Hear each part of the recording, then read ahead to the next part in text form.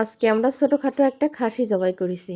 ওর আব্বুর উপরে রাগ করে আজকে আমরা এই মুরগি নামের খাসিটা জবাই করলাম। ওর আব্বু শুক্রবারের দিন 25 কেজি ওজনের খাসি জবাই করেছে। আর আজকে আমরা 5 কেজি 300 গ্রাম ওজনের একটা মুরগি জবাই করলাম ওর উপরে রাগ করে। খাসি তো দিতে পারলাম না, এজন্য মুরগি জবাই করলাম। মুরগিটা অনেক বড় ছিল। এটাই হচ্ছে আমাদের এই মাসের লাস্ট মুরগি ছিল। রেখে দিতে দিতে কিন্তু 5 কেজি 300 গ্রাম না 400 গ্রাম হইছে। তো এখন জবাই হবে, জবাই হয়ে তারে সুন্দর করে কাটা হবে। তা আমি কিন্তু এই কয়েক মাস হইছে মুরগির চামড়াটা আগে ছিলে রেখে দিয়ে তারপরে হচ্ছে মুরগি কেটে পরে চামড়া পরিষ্কার করি। এইভাবে রান্না করলে কিন্তু মুরগিটা একদম টাটকা থাকে।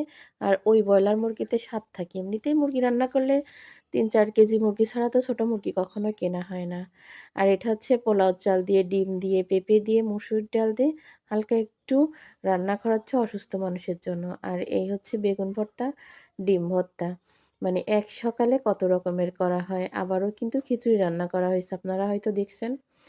তো এইবার হচ্ছে খিচুড়ি রান্না করে এগুলা সবকিছু রেডি করে খাবার খেয়ে এই যে এখন বসে পান খাবো।